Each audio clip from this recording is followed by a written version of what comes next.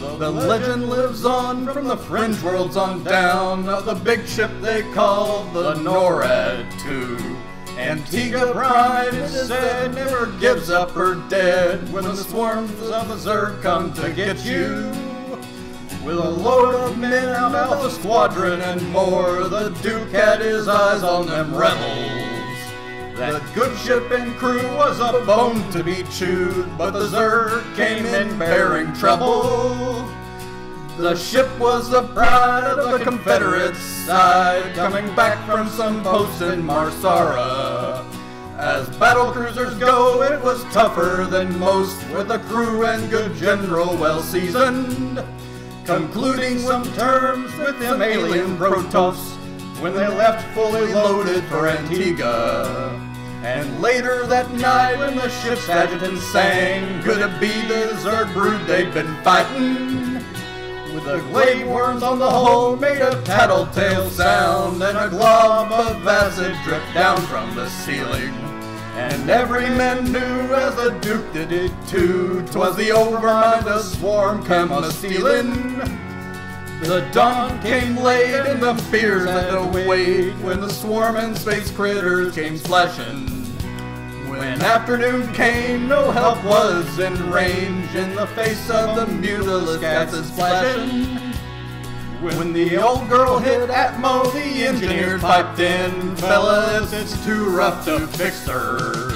At 7 p.m. the main hatchway caved in. They said, fellas, it's been good to know ya. The Duke signaled in, he had Zerg coming in, and the good ship and crew were in peril. And later that night, when his lights went out of sight, came the damn rebel sons of Korhal. Does anyone know where the love of God goes when the swarm turns the minutes to hours? The saviors all say Duke made new friends that day, and his views of the Confederacy soured. They might have lived long, they might have prospered, they may have retired as heroes. But all that remains is the faces and names of the wives and the sons and the daughters. But time rolled on, Kerrigan sings in the rooms of her Leviathan mansion. Old Korhal burns like a young man's dreams, the plains are littered with Terrans.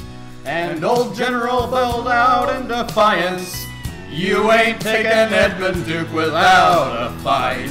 And the story goes, as the Marines all know, and the swarms of Kerrigan remembered. In Joey Ray's bar in Marsara they prayed in the spacefaring truckers' cathedral.